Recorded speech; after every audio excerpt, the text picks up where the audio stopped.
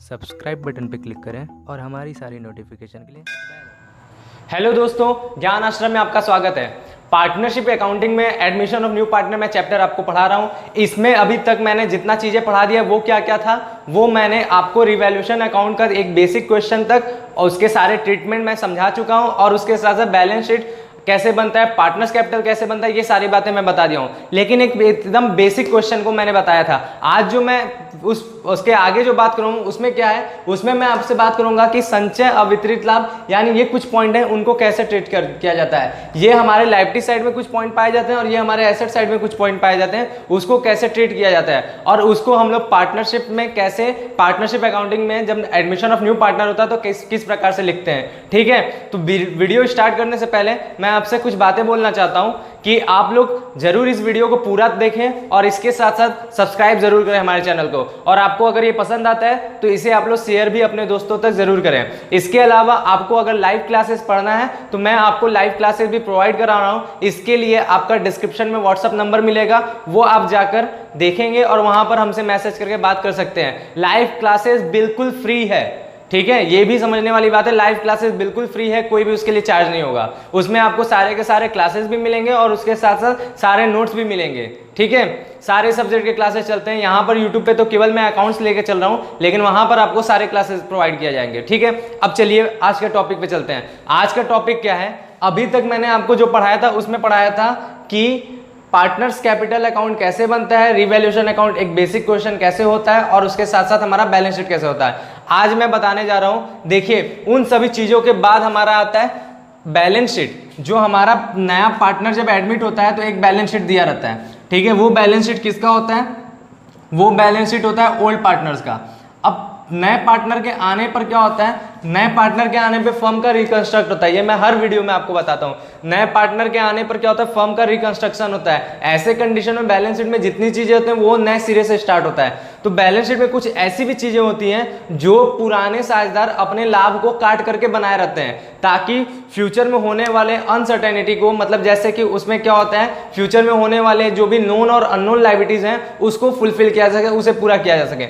ऐसे कंडीशन में वो क्या करते हैं, अपने प्रॉफिट का कुछ पोर्शन काट के रखते हैं कुछ स्पेशल चीजों में, जिन्हें हम लोग रिजर्व्स कहते हैं, या फिर ऐसा चीज हो सकता है अवितरित लाभ, या तो उन्हें हम रिजर्व्स कहते हैं। कई प्रकार के संचय होते हैं, वो हो सकते हैं। अवितरित लाभ होते हैं, यानी ऐसा है कि लाभ अभी बांटे नहीं, वो हमारे बैलेंस शीट में दिया हुआ, और इसके अलावा लाभ हानि खाते का शेष भी दिया हो सकता है। इसके अलावा लाभ हानि खाते का शेष भी दिया होता है। तो उसको हम लोग कैसे ट्रीट करते हैं, उस जनरल एंट्री को समझेंगे। लेकिन उसको समझने से पहले कुछ छोटी सी पॉइंट यहाँ पे देखिए।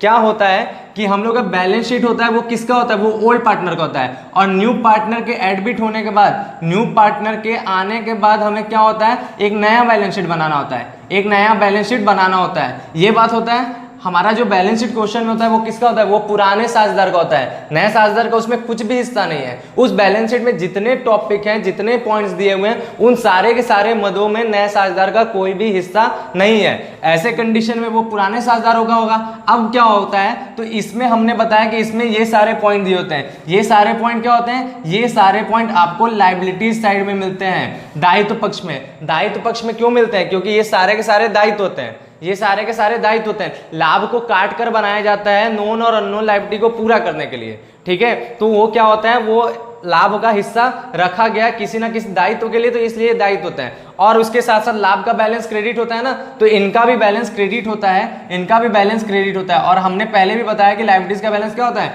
लायबिलिटीज का बैलेंस क्रेडिट होता है। ठीक है, बात समझे। अब हमें क्या करना है, क्योंकि ये लाभ में से काट कर बनाया गया है, तो नया साझेदार जब एडमिट होगा, जब नया साझेदार आएगा, तो ऐसे कंडीशन में क्या होगा, ऐसे कंडीशन में ये होगा कि ये जितना भी हिस्सा जो लाभ का कटा हुआ है उसमें इसको नए साझेदार को हिस्सा ना मिल जाए। इसलिए क्या होता है कि नए साझेदार के आने पे उन सारी चीजों को बांट के खत्म कर लिया जाता है। क्या किया जाता है, बांट कर पूरी तरह से खत्म कर लिया जाता है, ताकि उसको कोई भी हिस्सा ना मिले। ठीक है, तो ये हमारा जो एंट्री मैंने यहाँ पे लिखा है वो किस चीज के लिए है, वो उसी को हस्तांतरण करने के लिए है। हस्तांतरण करने के लिए, बांट के खत्म करने के लिए, राइट ऑफ करने के लिए है। बात समझ में आए, उसको अपलिखित करने का ये सारा एंट्री है। अब कैसे होता है राइट ऑफ, इस एंट्री को समझते हैं। तो देखिए लायबिलिटीज का बैलेंस क्या होता है, लायबिलिटीज का बैलेंस क्रेडिट होता है।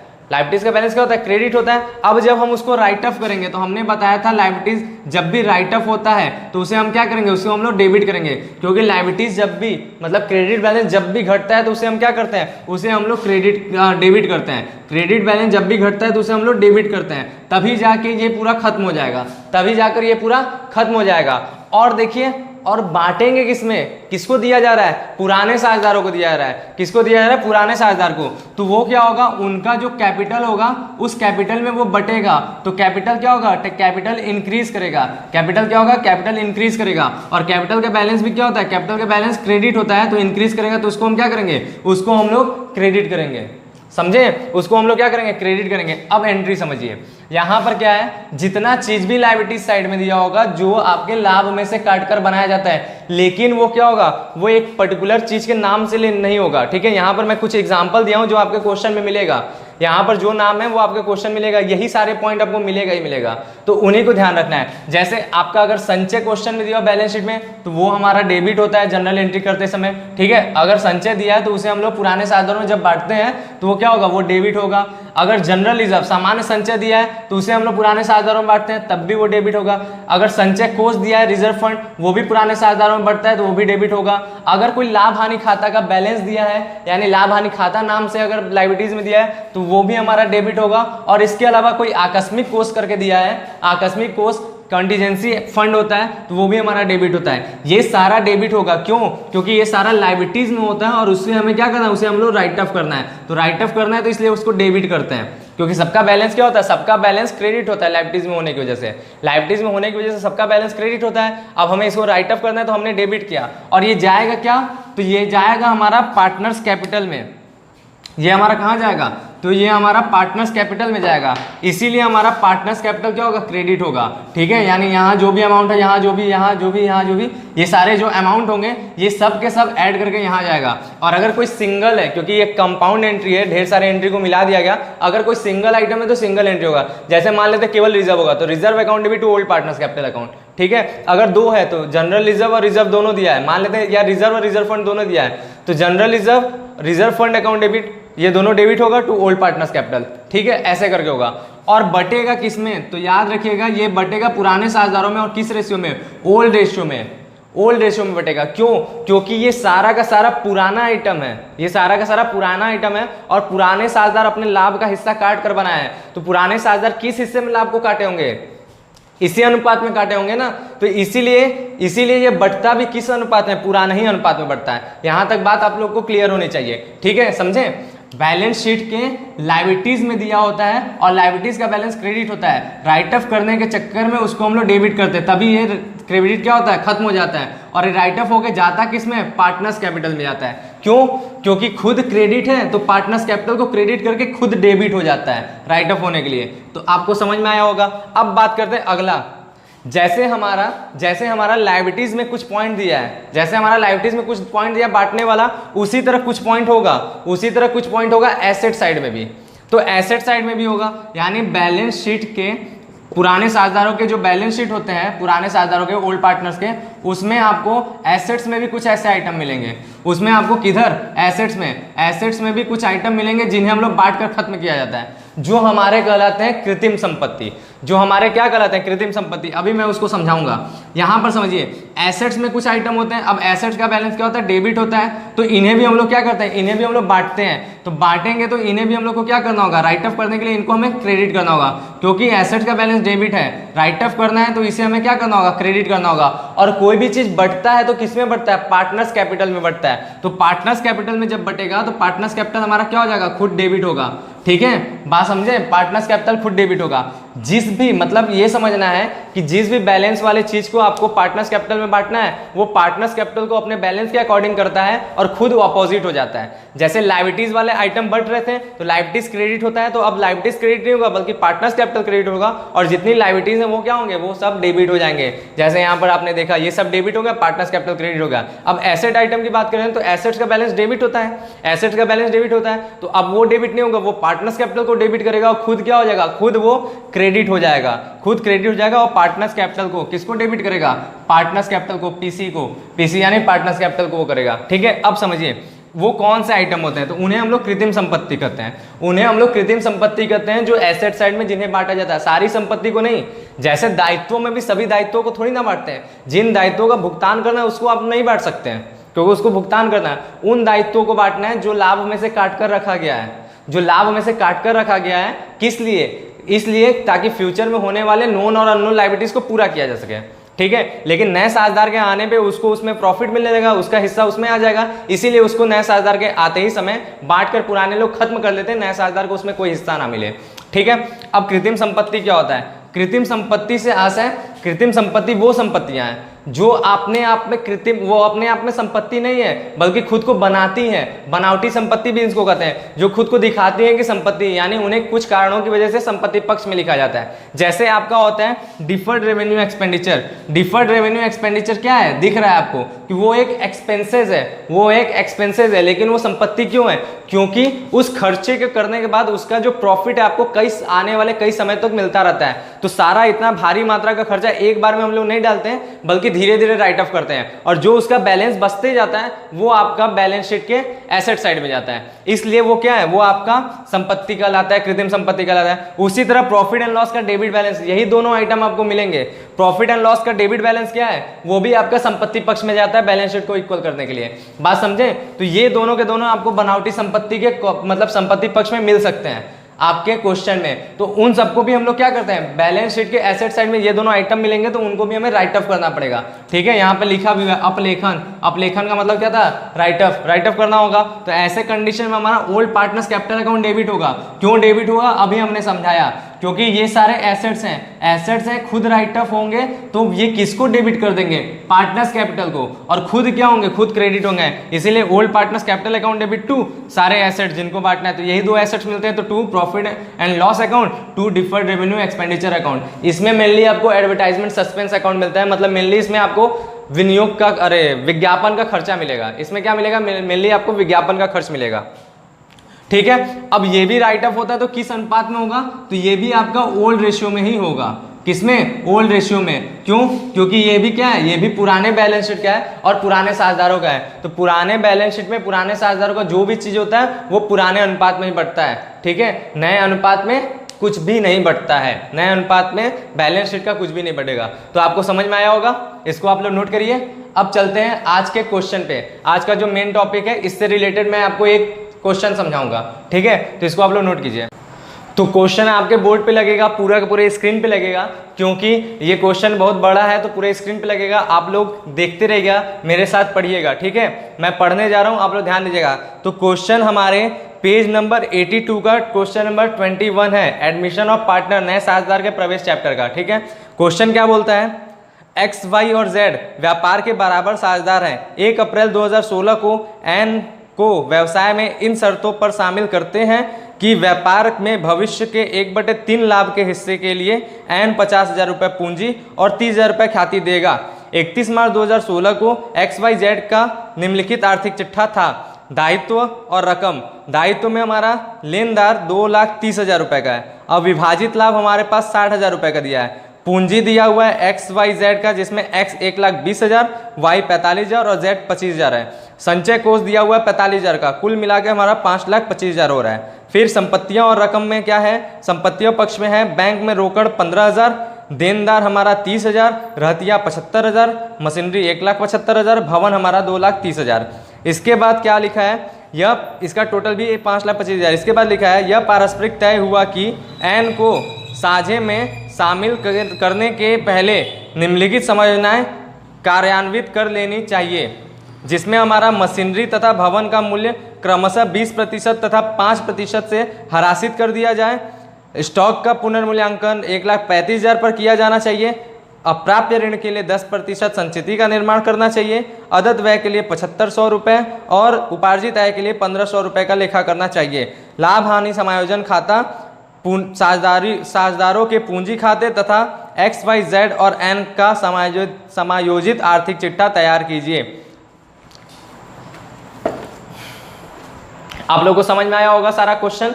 कैसे कैसे क्या बातें हैं, तो चलिए इस क्वेश्चन को सॉल्व करते हैं। तो इस क्वेश्चन में आपको हमें दिया हुआ है कि सबसे पहले हमें क्या बनाना है, सबसे पहले लाभ हानि समायोजन खाता बनाना है, जिसे हम लोग पुनर्मूल्यांकन खाता के नाम से भी जानते हैं। तो चलिए समझते हैं पुनर्मूल्यांकन खाता इस क्वेश्चन के ऊपर।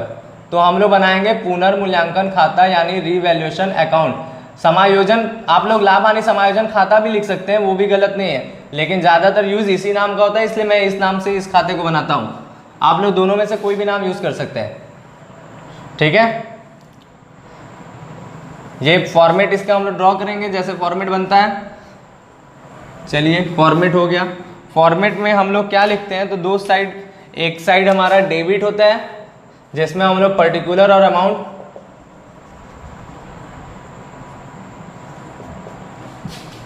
दूसरा साइड हमारा क्रेडिट होता है जिसमें हम लोग पर्टिकुलर और अमाउंट लिखते हैं।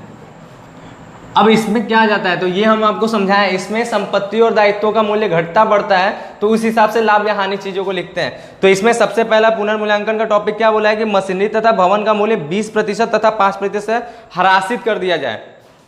हरासित का मतलब है कमी करना, तो कमी होगा हमारा तो इधर ही जाएगा। तो लिखेंगे किस किस चीज में कमी है, मशीन और भवन में, तो लिखेंगे टू मशीनरी, सबसे पहले टू मशीनरी। और फिर भवन में भी कमी है तो लिखेंगे टू बिल्डिंग। कितना कमी है तो उस अमाउंट को हम लोग निकालेंगे। तो बताया है मशीनरी पर 20% की कमी, और मशीन का मूल्य हमारा 1,75,000 था। मशीन का मूल्य हमारा 1,75,000 का था और उस पर 20% की कमी हम निकालेंगे। तो कितना आ जाएगा, 20 5 100, 5 से इसको काटेंगे, 5 3 15 और 5 3 15 और 50 25, यही होगा। 5 3 15, 2 और 5 50 25, यानी हमारा कितना 35,000।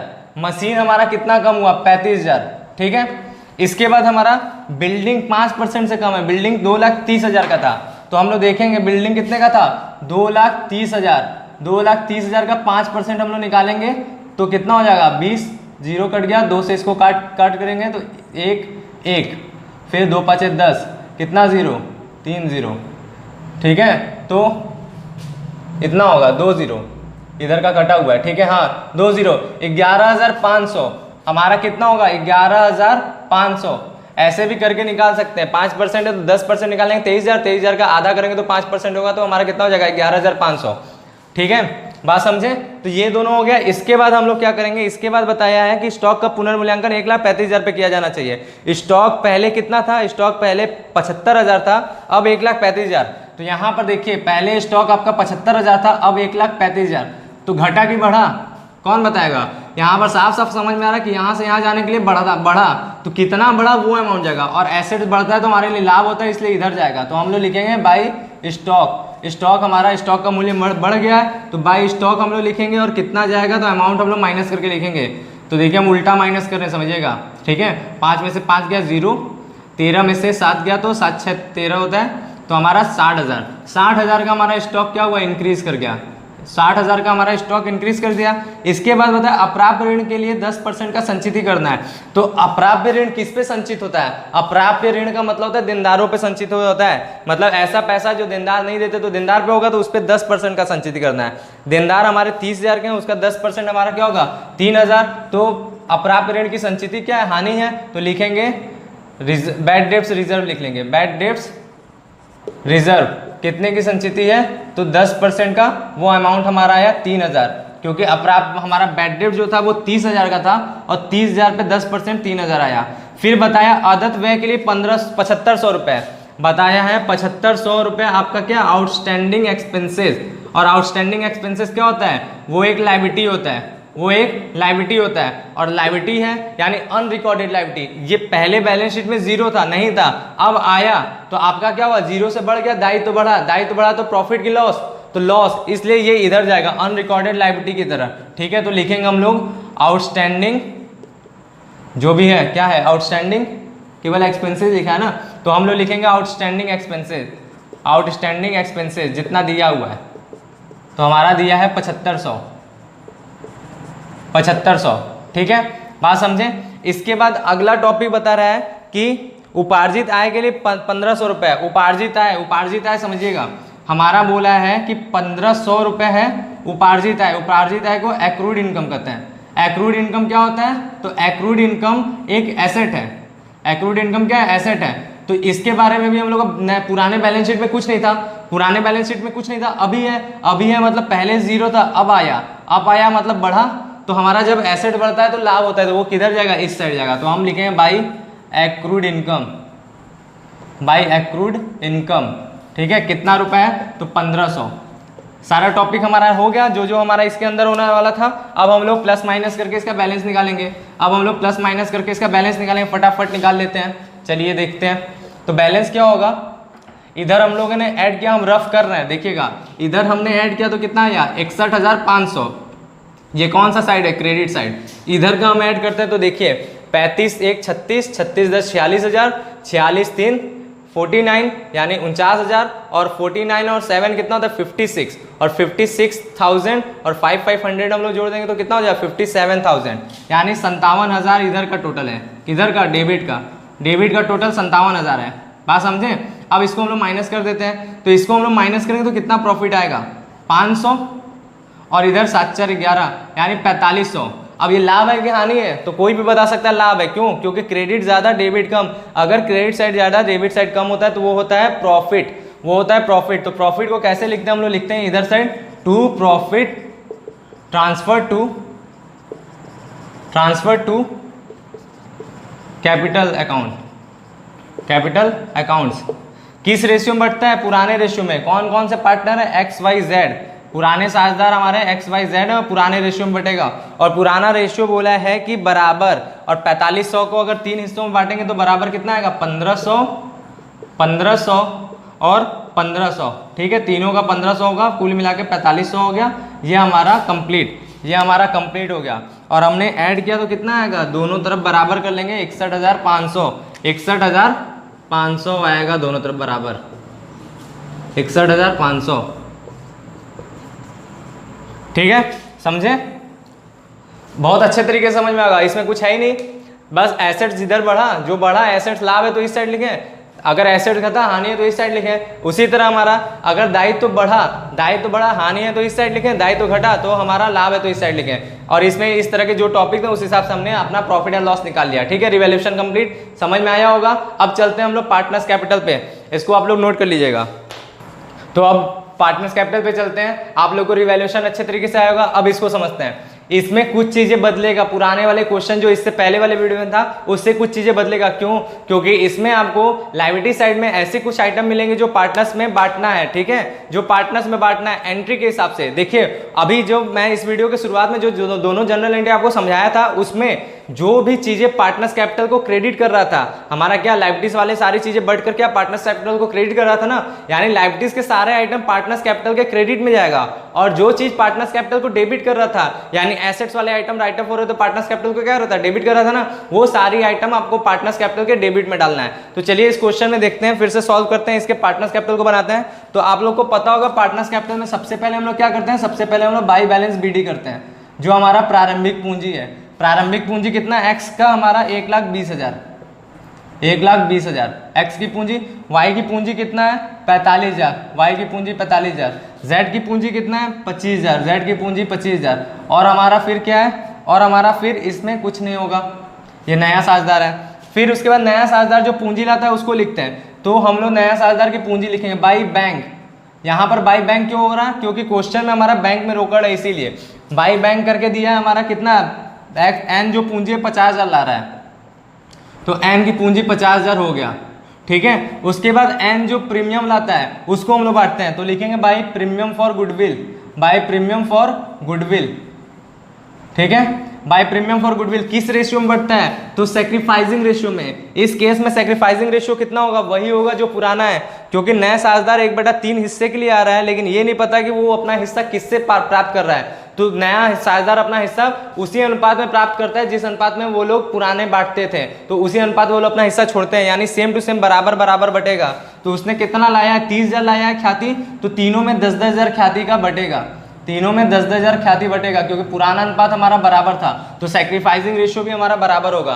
पहले केस का क्वेश्चन है, एकदम आप लोग शुरुआत से ये वीडियो देख रहे होंगे तो आपको पता होगा, मैंने पढ़ाया है अनुपात का खेल, तो अनुपात के खेल में आपको पता चलता है कि कैसे अनुपात निकाला जाता है, ठीक है। तो वहां आपको पता चलेगा ये पहले केस का क्वेश्चन है और पहले केस के क्वेश्चन में पुराना अनुपात ही त्याग अनुपात होता है। तो आप लोग शुरू से पूरा वीडियो देखते आ रहे हैं तो आप लोग को समझ में आया होगा, ठीक है। इसके बाद क्या है, इसके बाद हमारा ये हो गया, मतलब हमारा बैलेंस बीडी होगा, पुराने 7,000 का मतलब नए 7,000 का पूंजी हो गया, उसका ख्याति है वो भी बढ़ गया। अब हम लोग चलेंगे क्या, अब हम लोग को पता है कि रिवैल्यूएशन अकाउंट में प्रॉफिट आया था वो बांट देंगे, तो हम लिखेंगे बाई रिवैल्यूएशन कितना प्रॉफिट आया था, तो 4500 आया था जो 1500 सब में बटा था, यही हुआ था ना, 1500 सब में बटा था, तो हमने 1500 ये भी बांट दिया। अब क्या करेंगे, इतना तो हमारा होता था बेसिक में, इतना हमारा बेसिक में होता था। अब हम लोग बैलेंस शीट को चेक करेंगे, बैलेंस शीट में क्या है, तो बैलेंस शीट की लायबिलिटी साइड में अविभाजित लाभ है, अविभाजित लाभ बांटते हैं तो इधर जाएगा बाई अनडिस्ट्रीब्यूटेड प्रॉफिट, क्योंकि लायबिलिटी साइड का है और लायबिलिटी साइड का कोई भी चीज बढ़ता है तो पार्टनर्स कैपिटल के किधर जाता है, क्रेडिट में जाता है। लायबिलिटीज का बैलेंस खुद क्रेडिट होता है और जब राइट ऑफ होता है वो जब बांटा जाता है तो पार्टनर्स कैपिटल को क्रेडिट करके खुद डेबिट होकर राइट ऑफ होता है, इसलिए इधर जाएगा, ठीक है। अनडिस्ट्रीब्यूटेड प्रॉफिट कितना प्रॉफिट है, तो 60,000 है, 60,000 तीनों में बराबर बटेगा पुराने अनुपात में, तो 20,000 20,000 और 20,000 पुराने अनुपात में हमारा बढ़ गया। फिर इसके बाद क्या है, फिर एक और चीज हमारा बांटने वाला है, क्या, संचय कोष, तो लिखेंगे बाई रिजर्व फंड भी हमारा दिया हुआ है, कितना रुपए का दिया है, तो 45,000, ये भी बराबर बटेगा पुराने अनुपात में, 15,000 और 15,000 पुराने अनुपात में बढ़ गया, ठीक है। समझ में आया। अभी जो मैंने एकदम स्टार्टिंग में इन्हीं सब बातों के बारे में बताया था, तो ये दोनों पॉइंट उसमें थे। अब क्या करते हैं, अब एसेट साइड में देखते हैं, तो बैंक में रोकड़ नहीं, देनदार नहीं, रहतिया नहीं, मशीनरी नहीं, भवन नहीं, तो इधर एसेट साइड में कोई बांटने वाला चीज नहीं है, मतलब कंप्लीट, मतलब पार्टनर्स कैपिटल में जितनी चीजें जानी थी वो सारी चीजें हमारा हो गया। अब क्वेश्चन में ऐसा कुछ भी नहीं जो पार्टनर्स कैपिटल में इफेक्ट डाले, ठीक है। तो अब बैलेंस निकालेंगे, तो सिंपल सा चीज है, डेबिट में तो कुछ घटाने वाला है ही नहीं, कुछ जाने वाला आइटम नहीं है, तो हमारा जो भी हम ऐड करेंगे वही हमारा बैलेंस होगा, बैलेंस सीडी। तो ऐड कर लेते हैं, 1,20,000 10 30,000 21,000 21 20 41,000 41 5 46 1 47 46,000 46 और 10 46 10 हमारा 56,500 1,56,500 हमारा होगा, 66,000 आ रहा है। फिर से हम ऐड कर लेते हैं, देखिए 1,20,000 10 1,30,000 1,30,000 1,31,000 1,31,000 20 51 और ये 1,66,500 हमने उस समय उसको गलत जोड़ा था, 1,66,500 ये हमारा आ गया। ऐड करने पे इधर का बैलेंस, इधर हम ऐड करते हैं 45,000 45 10 55 45 10 कितना होता है 55 55 1 56,000 56 20 हमारा कितना होता है 5 2 7 यानी 76,000 76 और 5 81 81 10 91,500 91,500 हमारा वाई का आ गया, ठीक है। 91,500 वाई का आ गया। और जेड में हमारा कितना है 25 10 35 35 1 36 36 20 36 और 20 56 56 5 61 61 10 71, ठीक है। तो 71,500 हम आपके साथ कर रहे हैं, कैलकुलेटर का यूज एकदम नहीं किए हैं, बाकी यूट्यूबर्स तुरंत कैलकुलेटर पे कर लेते हैं टाइम बचाने के लिए, लेकिन हम आपके साथ एकदम साथ साथ कर रहे हैं, जैसे एकदम नॉर्मल ऐड किया जाएगा, ठीक है। और इधर क्या है, इधर सिंपल सा चीज है 50,000 ही होगा, एकदम आपके साथ करेंगे, आपके जैसा करेंगे तो आपको ज्यादा अच्छे से टच करेगा, आपको ज्यादा अच्छे से समझ में आएगा, इसलिए मैं एकदम बेसिक पढ़ा रहा हूँ, बाकी लोगों की तरह बहुत ज्यादा भाग नहीं रहा हूँ, एकदम डिटेल में ले चल रहा हूँ, कोई भी टॉपिक स्किप भी नहीं कर रहा हूँ, ताकि आप लोग को बाद में परेशानी हो और आप लोग कमेंट करके परेशान हो, पूछें क्वेश्चन के बारे में और फिर पेड सब्सक्रिप्शन लेना पड़े, ये सारा कोई भी बंदोबस्त नहीं किया गया है। आपको सारा का सारा कोर्स एकदम रूटीन वाइज पढ़ाया जा रहा है, जैसे एक नॉर्मल कोचिंग में पढ़ाया जाता है, ठीक है। एकदम साथ साथ बने रहिएगा। तो आपका कितना आ गया, ये 1,66,500, ठीक है। फिर आया 91,500, फिर आया 71,500 और यहाँ पर आ गया 50,000, एकदम यहाँ पर भी वैसे ही जाएगा 1,66,500, फिर हमारा 91,500, फिर हमारा 71,500 और फिर हमारा 50,000, ये हो गया। ये हमारा पार्टनर्स कैपिटल कंप्लीट, ठीक है। इसके बाद बैलेंस शीट बनता है, लेकिन समझिए बैलेंस शीट बनता तो है, आप बना भी सकते हैं, लेकिन हम एक बात आपको बता रहा हूं कि बैलेंस शीट पार्टनर्स कैपिटल के बाद सीधे बैलेंस शीट पे मत जाइएगा, बल्कि एक कैश अकाउंट आप लोग बना लीजिएगा। यूपी बोर्ड के बच्चों को कैश अकाउंट बनाना कंपलसरी है, उसको अगर आप बनाएंगे तो मार्क्स आपका अच्छा मिलेगा, यानी 10 में से ज्यादातर चांसेस है कि 9-10 आपको मिल ही जाना है। ठीक है, अगर आपने पूरा करेक्ट किया तो आपको 10 में से 10 नंबर मिलेगा, एक नंबर भी नहीं काट पाएगा अगर आपने पूरा अच्छे तरीके से डिटेल करके बनाया। तो यहाँ पर हमारा कौन सा अकाउंट बनेगा? बैंक अकाउंट, क्योंकि यहाँ क्वेश्चन में हमारा कैश एट बैंक है। ठीक है, तो हमारा बैंक अकाउंट बनेगा, तो छोटा सा ही बैंक अकाउंट बनेगा, इसलिए मैं यहीं पे बना दे रहा हूँ। फॉर्मेट ये होता है बैंक अकाउंट का, फॉर्मेट हमारा सेम एकदम कोई अकाउंट बनता है उसी तरह का होगा, नॉर्मल सा। डेबिट, पर्टिकुलर्स, फिर रुपए का सिंबल, पर्टिकुलर्स, और अमाउंट यानी रुपए का सिंबल, और यहाँ पे क्रेडिट। तो बैंक अकाउंट कैसे बनता है या कैश अकाउंट कैसे बनता है? तो सबसे पहले इसका ओपनिंग बैलेंस जो बैलेंस शीट में दिया रहा था वो डालते हैं। ठीक है, तो यहाँ बैंक में रोकड़ कितना है? 15,000। और बैंक अकाउंट क्या है? एसेट्स है, या कैश अकाउंट भी एसेट्स है, तो ओपनिंग बैलेंस जो होगा इसका डेबिट साइड ही होगा, क्योंकि एसेट्स का बैलेंस क्या होता है? डेबिट होता है। By balance BD. जैसे यहाँ कैपिटल का बैलेंस ओपनिंग हमारा क्रेडिट था, क्यों? क्योंकि कैपिटल लायबिलिटी होता है, लायबिलिटीज का बैलेंस क्रेडिट होता है, इसलिए ये क्रेडिट में गया, और ये इसका ओपनिंग बैलेंस कहाँ जाएगा? डेबिट में जाएगा। कितना दिया है क्वेश्चन में? तो हमारा 15,000 दिया है। सबसे पहले यही लिखते हैं, फिर क्या करते हैं? फिर कहीं से अगर कैश आया है, कहीं से आपका पैसा नगद आया है तो वो डेबिट में लिखेंगे, और कहीं भी कैश गया है तो आपको क्रेडिट में जाएगा। इस क्वेश्चन में कैश जाने की बात नहीं, लेकिन आया 2 चीजों से है। वो क्या क्या चीज है? तो वो है आपका पहला कि आपको जो एन है अपनी पूंजी लाया उससे, तो बाई मतलब 2 एन्स कैपिटल, क्योंकि आया है तो इस साइड जाएगा, तो एन कितना कैपिटल आया? 50,000 बाई एन्स कैपिटल, और फिर जाएगा मतलब 2 एन्स कैपिटल। 2 एन्स कैपिटल, बार बार मैं बाई बोल दे रहा हूँ, ध्यान दीजिएगा। 2 एन्स कैपिटल गया। ठीक है, और इसके बाद प्रीमियम आया वो लिखेंगे, तो 2 premium for goodwill, 2 premium for goodwill वो भी जाएगा। वो कितना है? तो हमारा प्रीमियम फॉर गुडविल ये 30,000 ला रहा है, तो वो भी, ये दोनों चीज आया है। इसके अलावा कुछ आया है? तो नहीं, आपका ये दोनों चीज आया। पैसा गया कहीं है? तो कहीं भी ऐसा कोई भी टॉपिक नहीं जिससे पैसा गया हो। तो कंप्लीट हमारा ये भी, अब इसका बैलेंस करेंगे, तो इसका हम बैलेंस करेंगे तो 50, 30, 80, 80, 10, 90 और 5, 95। यहाँ पर यानी बाई बैलेंस CD हम लोग लिख देंगे। बाई बैलेंस CD कितना? 95,000। ठीक है, बाई बैलेंस CD हमारा 95,000, और हम लोग टोटल कर देंगे यहाँ पे 95,000। टोटल भी हमारा 95,000 हो गया कंप्लीट। समझ में आया? अब देखिए, नए बैलेंस शीट में कैपिटल लिखना है तो ये वाला लिखना है, अगर बैंक लिखना है तो हम लोग को ये वाला लिखना है। ठीक है, पुराना वाला नहीं आइटम लिखना है। बात समझे? तो ये कंप्लीट, इसको भी नोट कीजिए, इसको भी मैं इरेज कर रहा हूँ। आप लोग वीडियो रोक करके इसको भी अच्छे तरीके से नोट कर लीजिए। अब बैलेंस शीट सीखते हैं। ठीक है, तो बैलेंस शीट में हमारा ये कॉलम होता है, बैलेंस शीट एज एट 1 अप्रैल 2016। अब इस बैलेंस शीट में हमारा एन भी है, मतलब ये नया फर्म का बैलेंस शीट बन रहा है, एन के बाद आने का। ठीक है, और वो जो बैलेंस शीट था वो पुराने लोगों का था, तीनों का था। अब यहाँ पर क्या एन भी शामिल है, तो उसका बैलेंस शीट बन रहा है। तो हम कैसे बनाते हैं बैलेंस शीट? तो बहुत ईजी है, पुराने बैलेंस शीट को ही देखते हुए हम लोग बनाते चलेंगे। तो सबसे पहले लायबिलिटी साइड देखते हैं। तो हमारा पहला क्या पॉइंट दिया? लेनदार। तो हम लोग यहाँ पर लिखेंगे लेनदार। ठीक है, 2 मतलब 2 बाई यहाँ पे नहीं जाता, सीधे क्रेडिटर। ये बैलेंस शीट है, खाता नहीं है, इसलिए 2 बाई नहीं जाएगा, तो हम लोग लिखेंगे क्रेडिटर्स। क्रेडिटर्स हमारा गया। अब क्रेडिटर्स जैसे ही हम लोग पॉइंट लिखें तो हम लोग देखेंगे एडजस्टमेंट को, नीचे जो पॉइंट है उसमें हम लोग चेक करेंगे कि क्रेडिटर्स में कोई परिवर्तन हुआ है, कोई बदलाव हुआ है। तो नीचे हमारा कुछ भी ऐसा नहीं जो क्रेडिटर में हुआ है, कुछ भी नहीं है, तो क्रेडिटर्स जैसा था उतना ही लिख देंगे। तो क्रेडिटर्स का कितना अमाउंट था? 2,30,000, तो 2,30,000 हम लोग क्रेडिटर्स लिख दिए।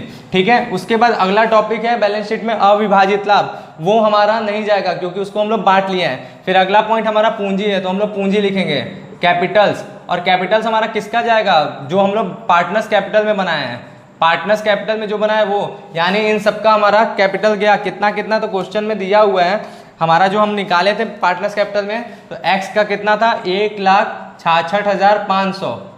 ठीक है, वाई का कितना था? वाई का 91,500। जेड का कितना था? तो जेड का हमारा था 71,500। और फिर हमारा जो बचा एन कितना लाया था? 50,000, तो उसका उतना ही था। इनको ऐड करके अंदर डालेंगे, तो 5, 5, 5 यानी 500, 1500, कैरी 1 हासिल 1, 6, 1, 7, 7, 1, 8, 8, 1, 9। ठीक है, और 9, 6, 15, 15, 15, 7, 7, 5, 12, 22, 22 और 5, 22 और 5 27, 27 का 7 हासिल लगा 2, ठीक है, 2 1 3, यानी 3,79,000 और 500। फिर से ऐड कर लेते हैं क्लियर करने के लिए। तो 500 1500 हासिल लगा 1, 6 1 7, 7 1 8, 8 1 9, ठीक है, 9 कोई हासिल नहीं, 9 6 15, 15 5 20, 20 7 27 का 7 हासिल लगा 2 और यहाँ पर 3, ठीक है, मतलब सही है। इसके बाद हमारा देखिए क्या संचय कोष, संचय कोष को भी हम लोग बांट लिए तो वो भी कंप्लीट, उसको भी हम लोग को नहीं लिखना है, मतलब इधर का तो कंप्लीट, बैलेंस शीट में जितने आइटम था वो हो गया। अब हम लोग एडजस्टमेंट पढ़ते हैं। कोई नया लायबिलिटी आया है तो हमारे इस क्वेश्चन में, हाँ इस क्वेश्चन में हमारा नया लायबिलिटी आया है, कितना, तो अदत्त व्यय आया है, तो हम लोग वो लायबिलिटी होता है उसको हम लोग लिखेंगे आउटस्टैंडिंग एक्सपेंसेस। कोई भी अनरिकॉर्डेड लायबिलिटी नया आता है तो वो हमारा नया बैलेंस शीट में भी जाता है। आउटस्टैंडिंग एक्सपेंसेस आया है कितने का, तो हमारा वो आया है 7500 का, तो 7500 हम लोग इसको लिखें, ठीक है। इधर का पोर्शन कंप्लीट। अब हम इस साइड चलते हैं, इस साइड चलते हैं तो सबसे पहले बैंक में रोकड़ है तो हम लोग लिखेंगे कैश एट बैंक। कितना हम लोग बैंक बैलेंस बनाए थे, नया बैंक अकाउंट बनाया था तो उसमें कितना बैलेंस आया था, तो उसमें बैलेंस आया था 95,000, तो हम लोग 95,000 लिख दिए, ठीक है। इसके बाद हमारे क्वेश्चन में देनदार दिया है तो हम लोग देनदार लिखेंगे। देनदार में कोई बदलाव है तो है, अप्राप्य ऋण संचिति हुआ था इसलिए हम लोग देनदार को लिखने से पहले अप्राप्य ऋण संचिति भी दिखाएंगे, यानी ये 30,000, इसमें से माइनस किए bad debts reserve, bad debts reserve जो हमारा बना था, ठीक है, बैड डेब्ट्स रिजर्व कितना बना था 3,000 और माइनस करके हम लोगों ने डाला कितना 27,000, 27,000, ठीक है। इसके बाद हमारा रहतिया में कोई बदलाव है तो है, सीधा उसका मूल्य दिया था, कितना मूल्य दे दिया था 1,35,000, तो हम लोग सीधा वो मूल्य डालेंगे। हमारा मूल्य हो गया रहतिया का 1,35,000, पुराने वाले से मतलब नहीं, नया वाला जितना हो गया उतना, ठीक है। इसके बाद हमारा मशीनरी में बदलाव है तो हाँ मशीनरी में भी बदलाव है। मशीनरी हमारा हरासित हुआ था तो मशीनरी हमारा है पहले 1,75,000, 1,75,000 मशीन है, उसमें डेप्रिसिएशन लगा था, हरासित हुआ था तो हम लोग डेप्रिसिएशन लिखेंगे। कितना आया था डेप्रिसिएशन याद है, तो डेप्रिसिएशन आया था 20% ना, 20% आया था हमारा 35,000, 20% हमारा 35,000 आया था, तो घटा के हम लोग ने लिखा कितना 0,74, ठीक है, मतलब 7 में से 3 गया 4 हो गया और 1,40,000, 1,40,000 हो गया मशीनरी के बाद हमारा क्या बिल्डिंग में कोई बदलाव है तो हाँ बिल्डिंग में हमारा कम हुआ था तो हम लोगों ने बिल्डिंग भी लिखा और उसकी भी कमी को दिखाया। बिल्डिंग पहले 2,30,000 का था, 2,30,000 का था, इस पर भी डेप्रिसिएशन लगा था तो इस पर भी हम लोगों ने डेप्रिसिएशन लगाया। कितना परसेंट डेप्रिसिएशन था, तो इस पर हमारा डेप्रिसिएशन 5% था, 5% हमारा कितना आया था, तो 11,500 आया था, 11,500, इसको माइनस करके लिखेंगे तो 500, ठीक है, 9 में से 1 गया 8 और 2 में से 1 गया 1 और यहाँ पर 2,18,500 माइनस करने पे आया है। तो इधर का भी हमारा आर्थिक चिट्ठा में जितना चीज़ दिया था वो कंप्लीट हो गया। अब हम लोग एडजस्टमेंट पढ़ेंगे। एडजस्टमेंट पढ़े तो नया संपत्ति कुछ है तो है हमारा एक्रूड इनकम, तो हम लोग एक्रूड इनकम डाल देंगे। नया संपत्ति जो है एक्रूड इनकम डाल दिए, ठीक है। कितना है, तो एक्रूड इनकम हमारा 1,500 का था तो 1,500 हमने डाल दिया, ठीक। अब हम यहाँ पे टोटल कर लेंगे तो टोटल करेंगे तो बराबर आएगा, कर लेते हैं टोटल 2,30,000, इतना इसको ऐड करेंगे तो ये 5 कितना हो जाएगा 3,80,000, 3,87,000, 3,87,000 और 80, 2,30,000 कितना हो जाएगा 7, 8 3 11 का 1 हासिल लगा 1, 3 2 5 1 6, 6,17,000, 6,17,000। चलिए ये तो बैलेंस आ गया हमारा 6,17,000 इक्वल, ठीक है, जो हमारा आंसर दिया। अब इधर के साइड में जोड़ेंगे, इधर के साइड में 95 और ये 5, यानी ये 1 लाख हो गया, 2,30,000, 2,30,000 और 27 यानी 2,57,000 हो गया, 2,57,000 हो गया। अब नीचे वाले को ऐड कर लेते हैं 1,40,000 और यहाँ पर इसको ऐड कर लेते हैं पहले, तो ये हमारा 2,20,000 हो गया, 2,20,000, 2,60,000, 3,60,000 यानी 3,60,000 हो गया। तो इसको ऐड कर लेते हैं 7 1 3 2 5 1 ये भी हमारा कितना 6,17,000 हो गया, ठीक है। तो हमारा कंप्लीट, हमारा बैलेंस शीट भी कंप्लीट हो गया, तो इक्वल आ गया। तो बैलेंस शीट टैली